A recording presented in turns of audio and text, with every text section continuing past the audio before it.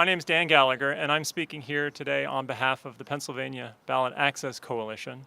The coalition represents independents and minor party candidates across the state, and we work towards increasing competition and removing the barriers to ballot access in the state of Pennsylvania.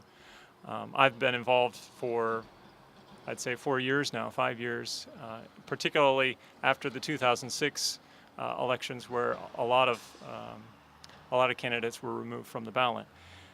And so I'm very thankful, Nick, for inviting me to speak here today. It's great to have additional choices on the ballot, and we commend you for doing the hard work and spending the money to get on the ballot. This is pretty impressive down here. But it shouldn't be this hard. In Pennsylvania, the signature requirements for independents and members of minor parties are many thousands more than legacy parties require. To be on the ballot for governor this year, independent candidates need to collect 14,639 more signatures than the legacy party candidates. And because the rule changes each year based on the previous election's results, it can sometimes be essentially impossible to run as a minor party or independent candidate.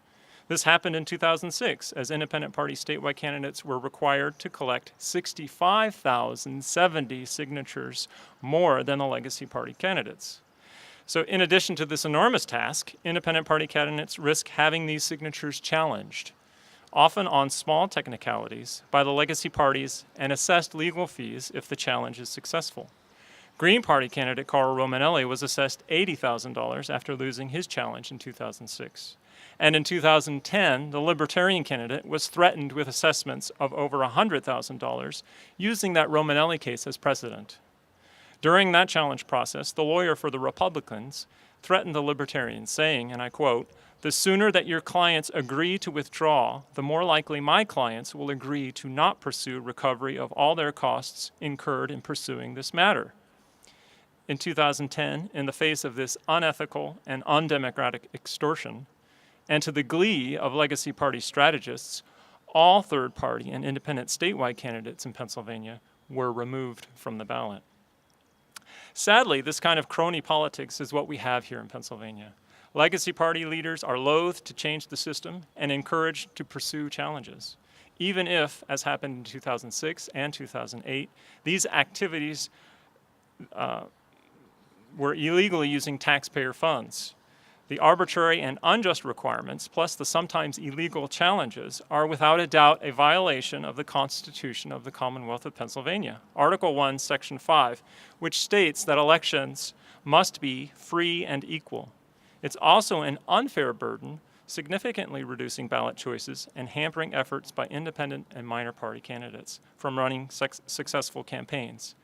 And if minor party and independent candidates don't run, we all suffer from fewer choices on the ballot, fewer voters participating, and fewer issues being discussed and debated.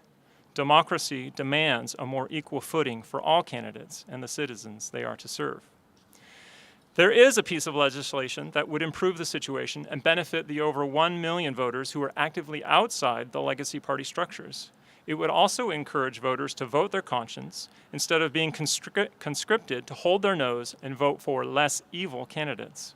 That legislation, called the Voters' Choice Act, has been introduced by Senator Mike Fulmer as Senate Bill 195.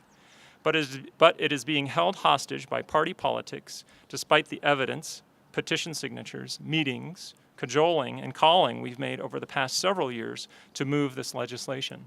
Senate Bill 195 is a simple, common sense, good government, money-saving piece of legislation, but the parties in charge have so far ignored the evidence and their oath to obey and defend the Constitution of the Commonwealth of Pennsylvania.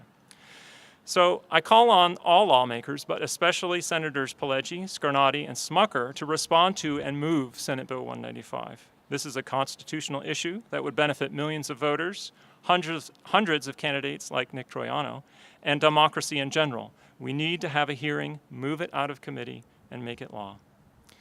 Thank you for allowing me to speak on this vital issue, and thank you, Nick, for running such an intense, serious campaign to give voters a clean choice to represent them. What you've done so far is very encouraging, and I wish you the very best of luck in November.